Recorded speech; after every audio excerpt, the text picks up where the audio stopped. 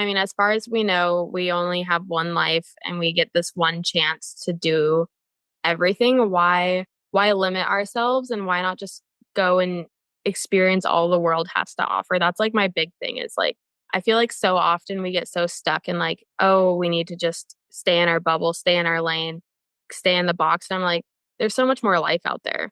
And you're never going to know if it's for you until you try it. Welcome to the Coast Podcast. I'm Emilie, a virtual assistant agency owner who left Amazon in 2019 to build my dream. And I'm Whitney, a freelance writer and communications consultant who never felt at home in a cube farm. We wanted to learn from people who paved their own ways like we did. So we created this podcast to talk to others who are brave enough to pick a different path. Creatives, entrepreneurs, people doing their careers and their lives their way. Join us as we make new friends, get inspired, and show you beautiful paths less traveled. Not every road leads to the coast, but the ones that do come with a great view.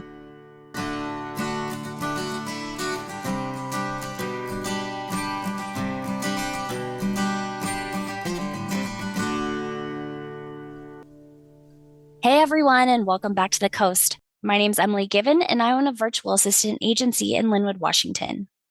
And my name is Whitney Popa. I own a communications consultancy in Edmonds, Washington. And today we are with Catryce Thompson, who is a 20-something serial entrepreneur. Her current business focus is her small business support agency, Captured Media PNW. She is someone you can always expect to be transparent and tell you not only the highs of her entrepreneurial journey, but the lows as well. Besides being an entrepreneur, Catryce is also a fiance, dog mom, and older sister. She loves to travel as well as be a tourist in her home state. I've met Catryce and worked with her on her Create and Connect event in South Seattle. Emilie and I signed up to do the next 3. We're so excited. And we're thrilled to have her here today. So welcome to the Coast, Catryce. Thanks for having me. Oh my gosh. Emilie's been texting me for weeks like, oh my gosh, I'm so excited for this one. I am really excited. It's such a great thing that you're doing. And I've seen Whitney's photos and content, and I'm like super pumped about it. So, Catryce, tell everyone about yourself, what you do, what's your business. Yeah. So like Whitney said, I current focus is my small business support agency. I do label myself as a serial entrepreneur because prior to having my agency, I had other endeavors such as like life coaching and influencer things. That's like how I got started in the online space. But right now my focus is my small business support agency, and really the best way that I can describe it, because a lot of people are like, what is that? Is I'm like a virtual assistant on steroids. And my agency is that one-stop shop for small biz owners where they can come. The goal is they come with any problem that they have, and I either am able to help them or I have someone on my team. And like we span from like brand photography, website design, social media, Pinterest, systems, like all the things. And so really it's giving that like holistic approach to small business support, because when I got started in the industry as a social media manager, I realized that a lot of people were like, here, take my Instagram, but didn't really have like the systems in place or didn't really understand sales funnels. And so they were hoping hiring someone for Instagram was going to be this this Hail Mary, save my business. And then we're really disappointed when I was like, oh, like we're following a strategy, but you aren't showing up, or you are saying DM me to book instead of having like a booking link. And so that's where the idea of a small biz support agency came from, was let's take a holistic approach, because a lot of people think that, oh, if I just outsource this one thing, it'll save everything, when really that's not the case. Oh my God, it's so true. And I just have to take a step back to I'm looking at you as a 20-something of what I wish I would have been brave enough, or like our world would have been set up to support me in doing when I was in my 20s. Cause I went through all the corporate stuff. Like part of the reason Emilie and I started this was that we're corporate dropouts, and we are still sifting through a fair amount of PTSD from it. Well, I am. She's not. She had a more positive experience. And I was a social media manager and did all those things. And like the fact that you're so clear-eyed and you see it for what it is, and you haven't totally maybe you did dabble in corporate, but either way, you've gotten out really young and the world is more poised for you to be successful in that. And that's why, like, on threads and everything, I'm always cheering you on because I had to be kind of shoved out in certain ways for me to be brave enough to go out on my own. And I love that, like, the mechanisms are set up for you to even exist. And people like me who are like an elder, I'm like, I need people like Catryce who like are telling me what's cool, what's relevant, what I need to do. Like, obviously I have Jillian and everything, so it was cool at the last event that we all were there. Like, we knew what we were doing as far as taking like behind the scenes for each other, which was really cool. Like, I love that concept of that event because it's the marriage of the really beautiful professional photos from Francesca and then you just getting so much BTS that like we have content forever. And I think Emilie's in her Reels era, so it's really going to help her a lot too. And I just wanted to gas you up a little bit on like what you're doing in creating that, which like I wasn't able to until I was. And I don't have any regrets by any means, but it's just really cool to see you out there like doing this now versus like hating your life for 10 years and then creating something. No, so I just turned 24 last week. And I was like, I'm officially now in my mid 20s and I was sitting doing a lot of that birthday reflection as I feel like everyone does. Like your birthday hits and you're like, wow, let me just reflect on everything since I came out the womb. And I was sitting there, I'm like, oh my gosh, like I finally got it. It finally clicked because when I was 20 and I started as an influencer, people were like, oh my gosh, like when I was 20, I was partying, I was doing all these things. And you're like out here chasing these brands and all that stuff. And it hit on my birthday. I was like, oh my gosh, like this is not like, I can't wait for this to be the norm, but like, I am not part of the average, like, do the corporate life. You're in corporate for 10 years. You're like, oh my gosh, I need something else. Let me go into blogging. Let me go into social media and that stuff. And it hit me and I was like, oh my gosh, like I'm doing it and I'm so excited. Like, I hope to one day be a mom and I'm so excited for my kids to grow up in a world where they're like, my mom like did her own thing and didn't like have to stick with the status quo. So no, for a really long time I had a hard time when people were like, "Oh, like you're doing so amazing, like you're ahead of the curve." And then now I'm like, "Okay, I finally get it. Like I really am trailblazing in a way and that's really cool to like feel and experience all the progress and all that." Yeah. And to be brave enough to chase your own ideas. I mean, that I just started doing that in a very real way, like creating an event and being like, putting it out into the world and be like, please, I love it. Please come. And it's No, not just if you build it, they'll come. Like, you really got to keep asking. no, and like Create and Connect started as this massive like I just need friends. Like I was like I want to connect with people. I feel so lonely in the space. I thought I was only going to host maybe one or two events last summer, and then it turned into this thing where people were like, "Oh my gosh, this is like amazing. You should keep doing it." I Create and Connect started from this place of like I want people to have access, like easy, affordable access to brand photography and B-roll and all that stuff. But that it really came from this place of like, I feel so lonely in this space. I'm going to create space for people to come to me and we'll just see what happens from there. Yeah.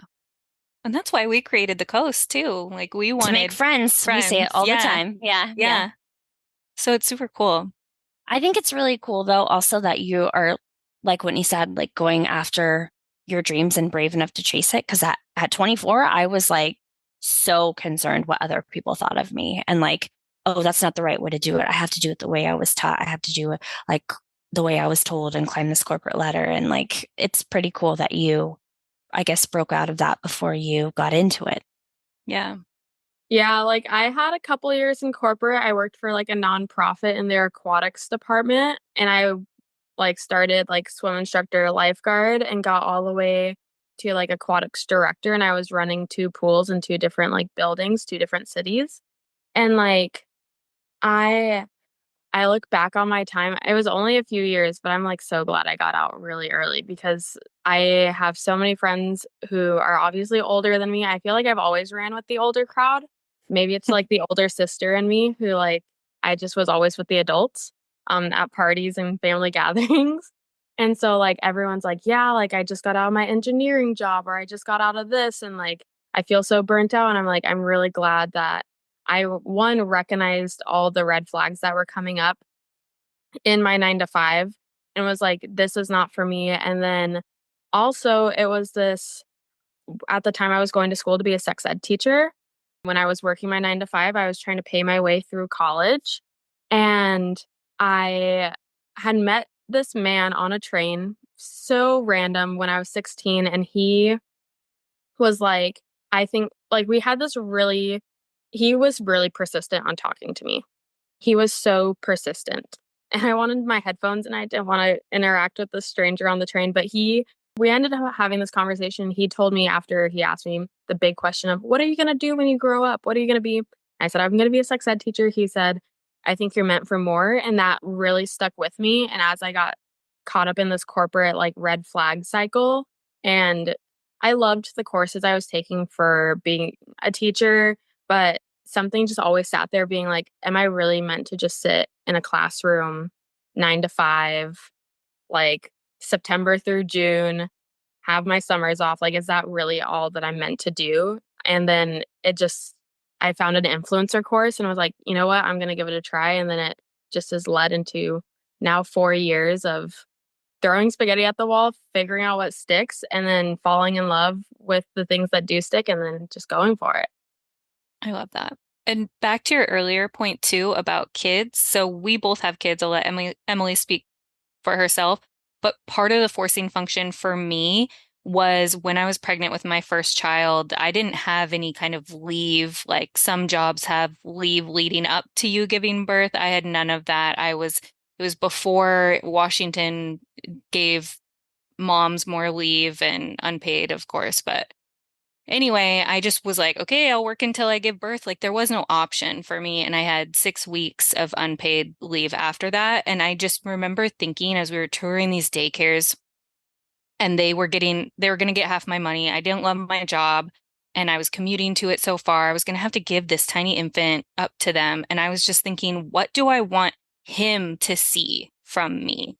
Not like I did it for him, but who do I want to be in this relationship with my kids? And that became the forcing function, which kind of set everything in motion. It had been in play for me for a while, and there had been big signs and big opportunities, but I was finally ready with having a child to be like, who do I want to be for and with him? And what do I want my kids to witness? And that's why, like, for me, I integrate my life and my business so much because anybody who works with me knows that I'm a mom or needs to know, like, how I prioritize my life and my business, and that it's really important for me that my kids see that I have the flexibility. Like, I'm volunteering in my son's classroom. I never thought I would be a volunteer. That's a whole other conversation. But like them seeing me be flexible, pick them up, and they come with me to certain job stuff and they get to participate, or I'll pay them to be models in my articles, and that they can see something that's done differently because my husband does have a very like traditional 9 to 5 job. They see that and they get to choose. And that's what makes me like really excited because they're 4 and 6. I have conversations with them all the time. Emilie's son, he's very intuitive too and gets to see a lot from her and her business. And so I'm really excited for you for the future of being able to show your kids exactly what you want them to and be living like a congruent life that you get to show to them. So props to you, man. I'd love to hear too, like, give us like a case study of a really exciting client that you worked with and like all the different things that you did with them. It could be one or two that you're just like, I got to do X, Y, and Z. Yeah. Okay. So I had a client and this was like an OG Captured Media client. Like Captured Media hadn't even launched at this point, but I was desperate for money and a friend was moving who was a social media manager and she was moving and she was like, I have this client who's local. She needs a local social media manager. And then I was all like, okay, like we'll see if we vibe. Literally was getting paid like $800 a month for like full Instagram management. Like this is how early days social media manager little Catryce was, like charging $800 for full Instagram management. It was rough. But I absolutely adored this client. And it started as Instagram management and then it expanded into creative directing, like her whole brand. She had a swimwear brand and kind of creative directing, like the way, like shoots and not just her social media, but kind of like her life and the way that she was showing up in terms of like what events we were going to. And I almost took on more of an OBM role by the end of it. But I think the most exciting part was I landed, and this was like the most, this was, this was so wild because one day I was like, you know what? You love reality TV because she was a massive reality TV gal. I was like, I think it was right before Love is Blind was the Seattle like season 4 or whatever season, but Dated and Related had a Seattle sibling duo. And I was like, I'm gonna track down they're the Ropos.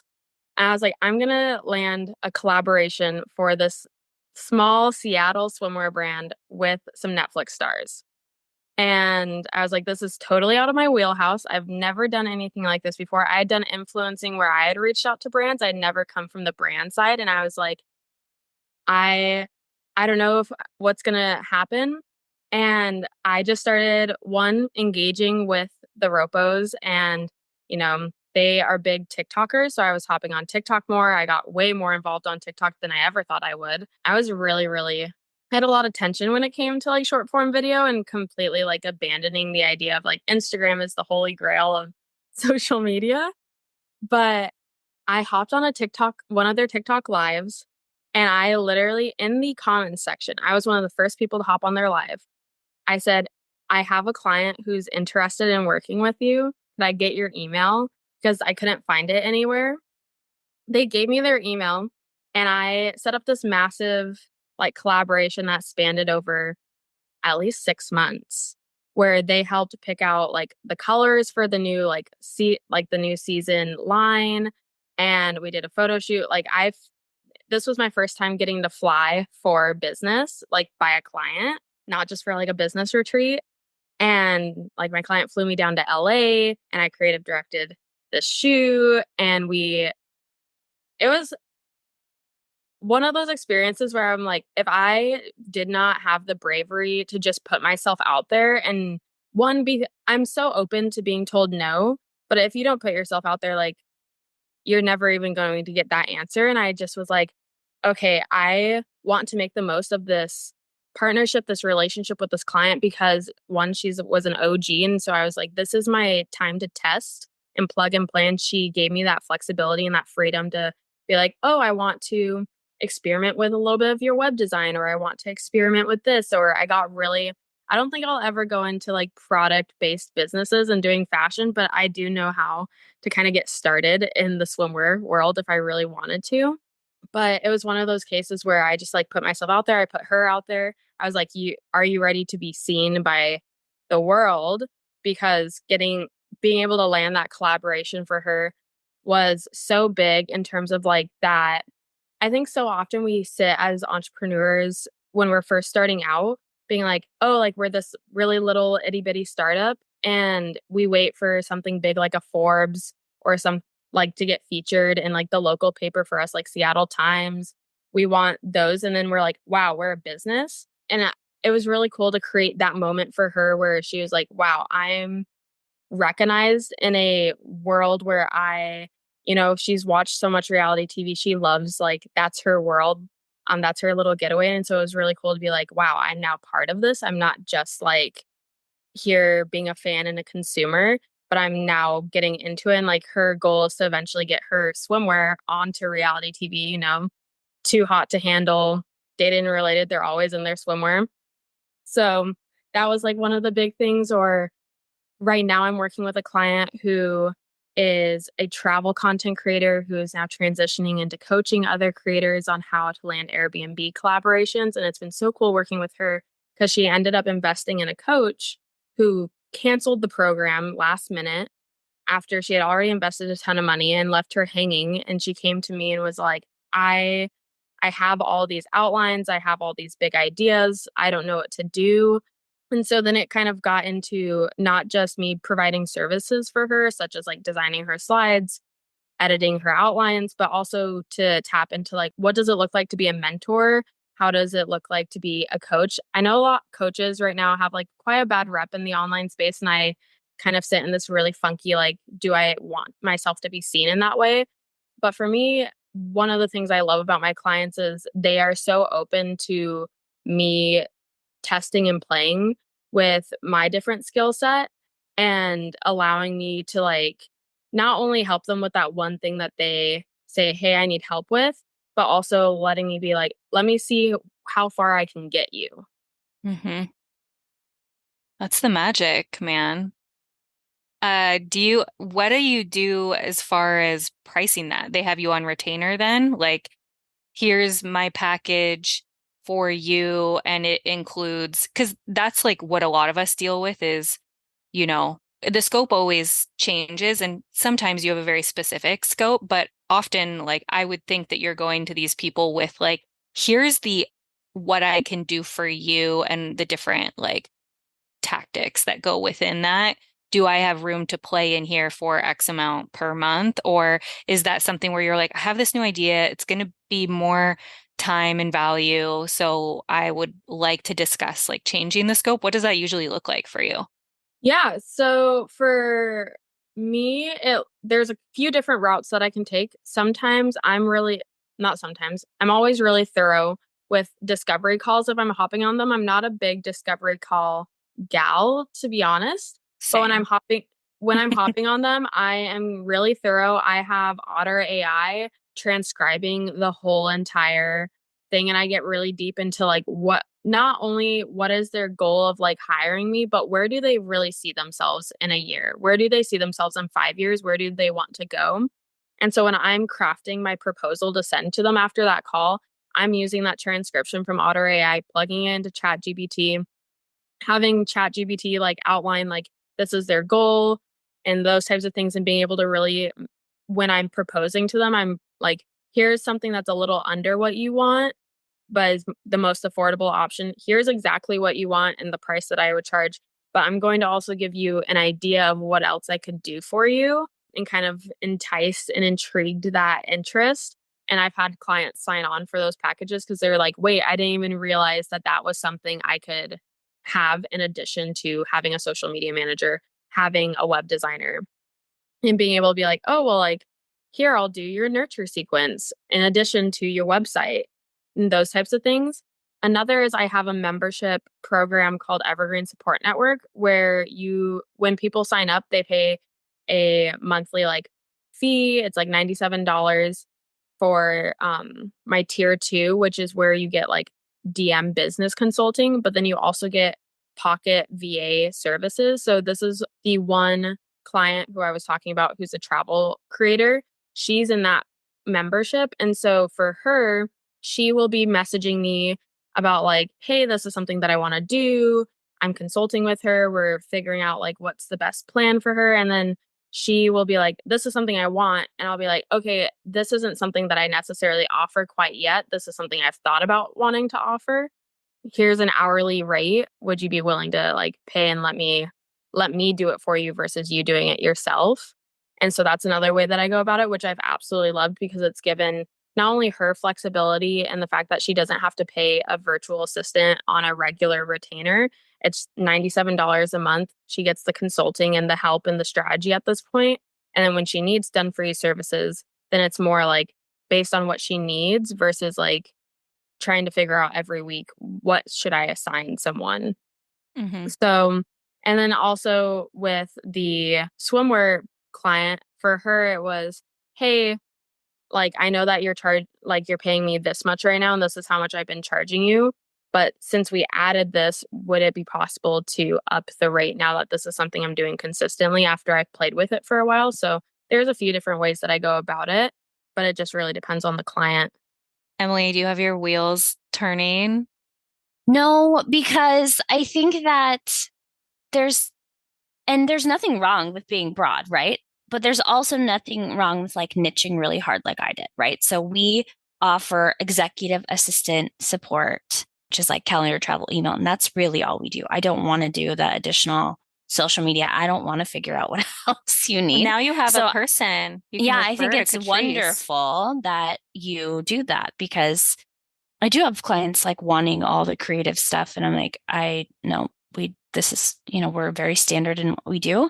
And the reason I did it for a lot of reasons. One, because I had experience doing it. And one, because it's easier for me to hire people with that exact experience. And also, I felt like I could step in and help if at any point, something needs to be helped. So I'm learning the creative, I'm learning the marketing, I'm learning all of that stuff, but it's not something that I knew off the bat. So that's why I niched. And I think there's beauty in both of it. Mm-hmm. Yeah, I'm just thinking of like the virtualness of it. And even for me, like I'm a person who uses Emilie's agency and also like needs help with even more creative, exciting things. So the fact that you exist, like even Emilie was so excited, like, oh my gosh, this is the stuff I need. And she has somebody who runs her business Instagram and she can just give all of that content to her to play with and make things. And I mean, as you know, Catryce, the best problem to have is too much content. The best problem to have is too much content. It really is. And like, I I live in the boat of like, just like you, Emilie, like there are pros and perks to not niching, and there are pros and perks to being broad. And I think that like why I decided to go the broad route is because everyone, when I entered the space, was really niching down. But then I saw all these holes, and like when you're niched down and someone has signed on with you, then how do you get them the support that they need when you realize that like the support you're giving them is only taking them so far and they're still capped at like they aren't hitting the goals they want. But then what I've also loved is I've had other agencies come to me to get support, which that is something that my goal eventually is to have like a amazing referral network. Like I've been thinking about you, Whitney, a lot. I've had a lot of people start coming to me about copywriting and that stuff. And I love the idea of not only being this like you can get in-house support from me, but I also have these connections where I can send you to the person who is the specialist for this, the Mm-hmm. agency that knows exactly what they're doing.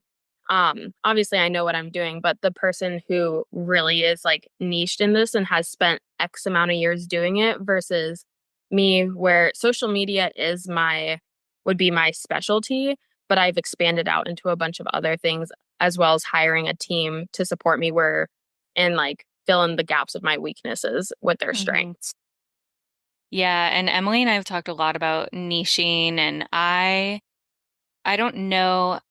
I think it's a fluffy, I get really down the rabbit hole with certain things like this, where it's like scaling, niching, like what does that actually mean? To me, I don't consider myself niche. I hate to be boxed in. I'm manifesting generator. Do not tell me what to do. And like for me, niching would be I write only about these specific industries in this type of area. And it's like Yep. you But that's cannot. okay. Right. And Yeah. everyone's different. So like for me, when that, to your point, Catryce, when that was happening and everyone was like, niche, niche, niche, I was like, no. But at the same time, I also think being like writing is pretty niche. And so it's like, how do we define the terms here? And I just tell myself, my mission, my life mission is to help people get their words out into the world. And I do that through X, Y, and Z. And I'm allowed to make like a past guest said, I'm allowed to make my lane a little bit wider when I feel like it. I'm allowed to make it no, more narrow. And I love what you're doing too, because you're learning and you're open to like, is this in my niche and lane that I can expand and contract as I need to? And I don't like, even within what you do, Emilie, I don't consider it niche. Like, there's so much under executive support, even with calendaring, email, and what you said, like travel arrangements. There's just, I don't know. I like niche to me is like way, way, way, way, way more I down. always I always tell my coaching clients like there's so many ways to niche down. You can niche down by industry, niche down by client type, niche down by service. Like there's so many different ways, and you can do it the way that works for you, or you don't have to do it at all. Um, it's it's a broad term, just like the term virtual assistant is a broad term. It's a Or niche writer, broad. it's a broad term. Yeah. It's like such an oxymoron. Because niche can be broad. Like my niche is words. Right, exactly. Should we move into rapid fires? Sure. So, okay. Catryce, if you've listened to the podcast, we ask everyone a couple of questions at the end of each episode, and you can take as long as you want, but they're supposed to be like go with your intuition and gut. So, Okay. What are you proudest of in your business right now? Not giving up on my business, not throwing in the towel after I lost all my clients in February. I was watching that go down on Threads, girl. I was like sending you messages, you got this, it's gonna be okay. And I really do love how vulnerable you're willing to be about it too. I think it's not just you that's struggling. I think every single small business owner we've talked to, it's been a rough few months, myself included. Yeah, So yeah. it's been really rough, but I definitely thought mid-February, like right after Valentine's Day, I was like, I think this is it. I think this is the end. And then I was like, no, I'm gonna keep going. Good for you. Good for you. Yeah. I had to make that decision a few times too, where at the beginning of my business, I would freak out and start looking for jobs just as a way, and then they would have like a way to make myself feel more in control. And then they would make me have a cover letter, and I was like, fuck that. And then I would be like, make this business work. Hate cover letters as a person That's who writes literally things. so relatable. That's so funny. Second question. Tell us about a book you read or a podcast you listened to that's changed the way you're thinking about your life or your business. That's a really good one. I think that, oof. Okay, I'm gonna say the Sunday Sports Club podcast that Allison Kuch hosts, which is not related to business at all. But the reason that this has been really impactful on my business journey, she launched it during this last football season. And I think it's been really impactful to just watch her and her journey and for her to kind of take on a new medium in terms of connecting with her audience. Like that for me was really impactful to like I I'm sitting in this funky boat of figuring out what platform are my people on and how do I pivot when I realize because right now I'm all my link clicks come from Threads, not Instagram. And for a really long time it was Instagram. And watching Allison be like, let me take on this new medium, let me take on this new way of connecting and kind of just play with it and have fun versus like being like, this is like really structured was really big for me to just watch that happen because I was like, okay, that reminder of it doesn't have to be perfect the first time. And I don't have to know exactly what I'm doing when I first start out. But if this is where my people are going, if this is what my people are wanting, then I at least have to give it a try. That's a really, like, I would have never thought sports and this, but no, it's good. What would your last meal be? My last meal, that's a great question. My last meal would probably be sweet pork tacos, homemade sweet pork tacos. I've never had sweet pork, have I? Yeah, I feel like it's Hawaiian. Is it? So I don't know where, like its origins. I originally first had it at, I want to say the restaurant was called Costa Vida. And then it has, like Costa Vida, it no longer exists. And now Cafe Rio exists. And it kind of falls in the same pool of like Chipotle, Qdoba, and all that. But Costa Vida and Cafe Rio have the same exact recipes. I'm 99% sure that like Cafe Rio bought them out. But when I was in college, I was balling on a budget and I was like, I can't eat out at all the places that I want. So I'm going to learn how to make copycat recipes. And I've like perfected my sweet pork recipe now and I absolutely love that. love just making at home tacos and having like mango pineapple salsa, pico, lettuce, a little bit of cheese, of course, Yum. yeah, and the sweet pork. Delicious. Amazing. That sounds good. It's like Yeah. carnitas, but not, I guess. Yeah. And I don't think we've ever had someone say that they would make their own last meal. Yeah, true. We have not. Well, Yeah, I would make my own last meal. I like that. That's like very, That's wholesome. yeah, it is. What is the best business purchase in the last 6 months that you've made under $100? Under $100. Have I made any purchases under $100? Um, I would say probably my Sharpie gel pens. I am really big on like, I'm getting way more into writing things down again. I have reached a point where I'm like, I'm so tired of my screen. And I went and bought myself a new journal and notebooks. Like it was like back to school shopping. I Oh, was like, I need like office. that's my pride. Stationery is my jam. I am Yes. obsessed. And Whitney I'm always very buys it for Yeah. me. Lose me in those aisles. like, and I'm so particular about my pens. Like it has to like be really smooth and nice. And I have to like how it looks. And I'm loving like the Sharpie gel pens right now. They just give me life. So good. What's lighting you up lately? Just spending time with my fiance, Reese. Like recently I had like coming out of the, oh my gosh, I'm going to burn my business down to being like, okay, everything is okay. I'm starting to get clients again. The clients that I'm getting now are way more aligned, way more respectful of my rates. Like I'm not having to fight to be like, this is how much I charge and Yeah. this is how much to pay me.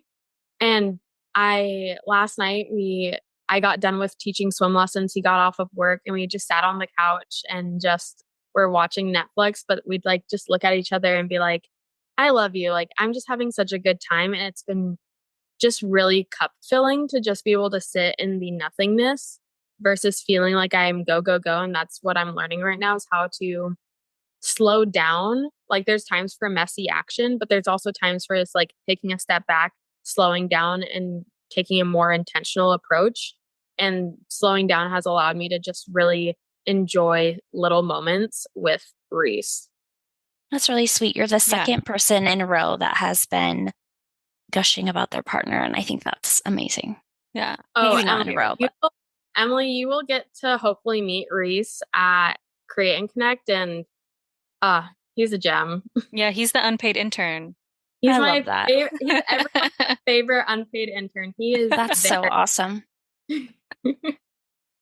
And finally, what is one life experience you think everyone should have? I think that everyone should go on a day trip or a one-nighter trip solo. Like you plant yourself in a city across the country or whatever, and you spend a day or like a full like 24-hour period of like you spend a night there, but you just like that solo time, but having it away from like all the comforts of home. I think that is like you will have the deepest, most profound realizations on that plane ride back. Yeah, facts. I've never done that, and I want to. Well, and Catryce is so good at this. Like, you're so wise, but also it's really to be with yourself is also something that's very, very hard for people to be alone and enjoy your own company. We're just not Right? used Like to it. go to lunch by yourself or go. It's really hard to be alone with yourself, but I think that it's so easy when you're like, oh, I'm going to take myself on a solo date and I'm going to go to the coffee shop that I go to all the time, or I'm going to go to the Olive Garden that I go to all the time. There's something about going and planting yourself where you don't really know, like Vegas and New York are my go-to cities. I'm but obsessed still, with New York. Obsessed. I love New York so much, but like going there for like a solo trip, I went for Fashion Week in September for just a night. I was there for a night. I went to a show and then I went home and Dang. to be there and just really New York is a different atmosphere in itself. You're just breathing different air. But like to just be there and be like, wow, I'm by myself. I'm going to parts of the city that I've never been in before. I'm learning the subway all over again, like how it gets to different places. And just being able to rely on yourself and your intuition and those things, like there's just some things you can't do in your hometown. There's some things you can't do in the big city near where you live. Yeah. New York makes you feel like you can literally do anything. And also that you're tiny and small. like at the same time. It's really weird.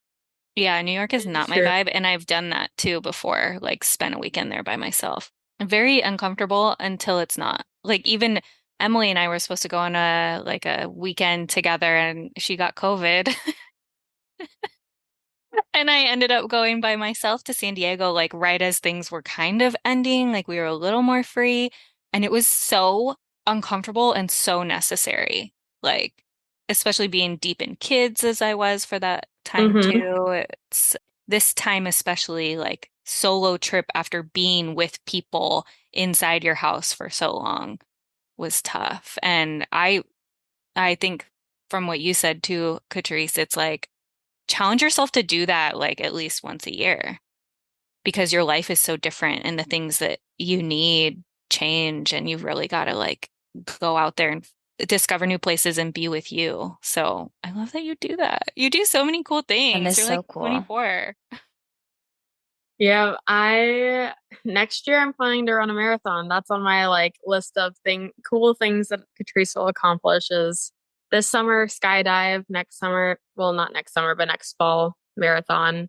I just like I mean, as far as we know, we only have one life and we get this one chance to do everything. Why limit ourselves and why not just go and experience all the world has to offer? That's like my big thing is like I I feel like so often we get so stuck in like, oh, we need to just stay in our bubble, stay in our lane, stay in the box. And I'm like, there's so much more life out there. And you're Mhm. never gonna know if it's for you until you try it. Exactly. This has been so fun. We need to know, especially because you have a fresh website, where everyone can find you.